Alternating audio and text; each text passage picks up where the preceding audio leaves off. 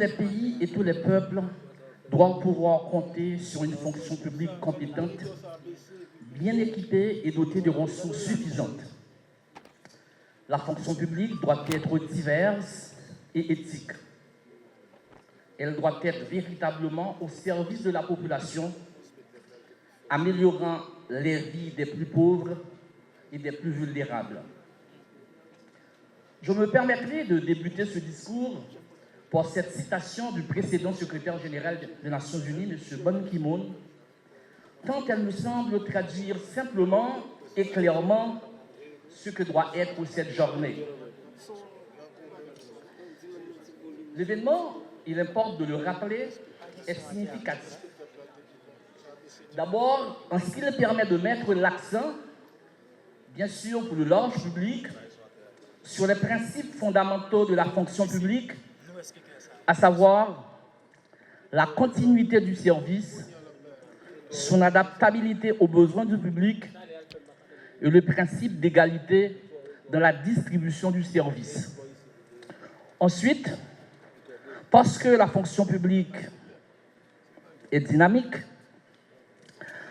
l'événement offre l'occasion de faire le point et d'envisager de nouvelles perspectives et surtout, il permet de saluer l'ensemble des fonctionnaires et de braquer le projecteur sur des agents qui, par leur comportement, par des initiatives innovantes ou la qualité de leur production, ont pris la ligne de démarcation qui conduit au laurier de la reconnaissance. Mes plus chaudes félicitations vont à cela. Et puis, la singularité de notre pays, avec le poids considérable de l'administration publique, en tant que plus grand pourvoyeur d'emplois, rend cette célébration plus légitime. C'est donc pour l'État haïtien une obligation de relever le défi d'une bonne gouvernance administrative, d'une fonction publique organisée et opérant pour la totale satisfaction des usagers. Mesdames, Messieurs les fonctionnaires, la mise en œuvre efficiente de l'agenda 2030, fixant les 17 objectifs de développement durable, passe inévitablement par l'instauration de services publics de qualité et la modernisation de la fonction publique qui constitue les ressources humaines dont dispose l'administration pour mettre en œuvre les politiques publiques et améliorer les conditions d'existence de la population.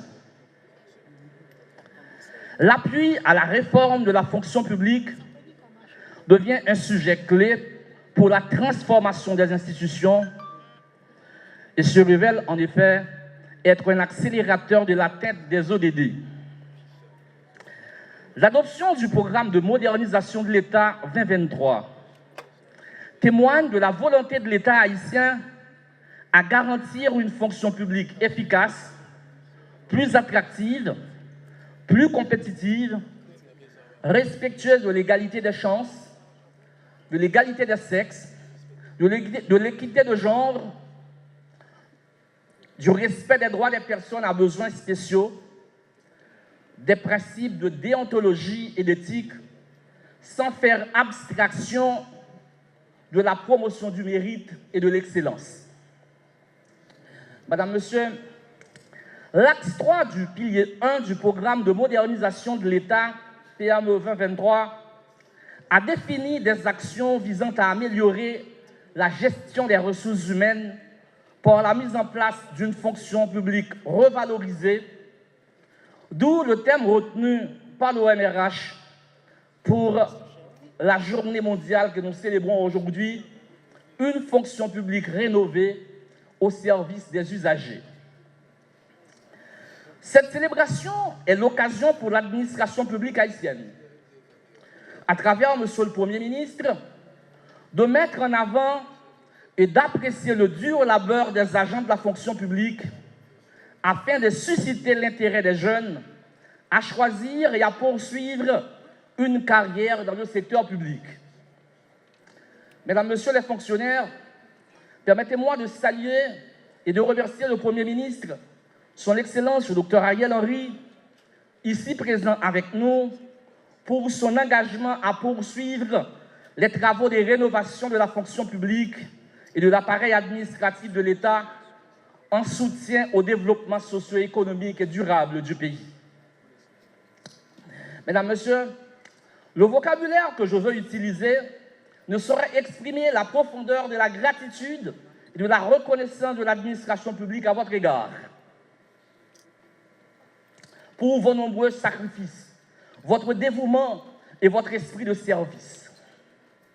Vous êtes sans doute les véritables champions de la réforme en cours. Vous êtes les réels acteurs du succès escompté. Lors de la récente crise sanitaire mondiale, en l'occurrence la pandémie de Covid-19, vous avez su aider le gouvernement à garder le navire à flot en maintenant l'appareil administratif en marche, en dépit des dangers potentiellement mortels auxquels vous étiez exposés. Vous avez fait feu de tout bois pour garantir la continuité des services publics dans tous les secteurs. En cela, les technologies numériques et les mesures sanitaires adroitement exploitées ont été un soutien inconditionnel. C'est alors avec fierté que vous devez accueillir les titres d'artisans garants du service public. Oui, vous pouvez vous en enorgueillir. Cette journée qui vous est consacrée constitue un hommage et une marque d'encouragement à la hauteur de vos mérites. De surcroît, cette célébration qui revêt une portée symbolique est également l'occasion de grandes réflexions sur les initiatives innovantes indispensables à la rénovation de la fonction publique et à l'amélioration des services publics dans ce contexte de grande mutation. La poursuite de l'opérationnalisation du programme de modernisation de l'État PME 2023, dont le contenu s'articule autour de 3 grands piliers: rénovation du système administratif, renforcement de la coordination de l'action gouvernementale et gouvernance territoriale, réforme des finances publiques et gouvernance électronique, s'avère une nécessité absolue. Le pilier 1, relatif à la rénovation du système administratif, comporte des objectifs essentiels en vue d'instaurer un État moderne qui répond aux aspirations des usagers des services publics. L'amélioration des services publics aux usagers, promotion d'une administration orientée vers les résultats, rénovation de la fonction publique, gouvernance électronique. Ce sont entre autres les axes du pilier 1 qui constituent un vaste chantier de l'État à votre charge, vaillants fonctionnaires, avec pour vision la satisfaction des usagers par la délivrance des services de qualité fournis par une administration publique performante et agile, développant ainsi une relation de confiance entre les usagers et l'administration et offrant également un environnement de travail moderne aux agents publics. Je voudrais rappeler à l'attention de tout un chacun que les fonctionnaires demeurent le pivot central autour duquel est définie et implémentée l'action publique. Le rôle central des agents publics requiert que l'amélioration de leurs conditions de travail soit aussi au centre de la réforme.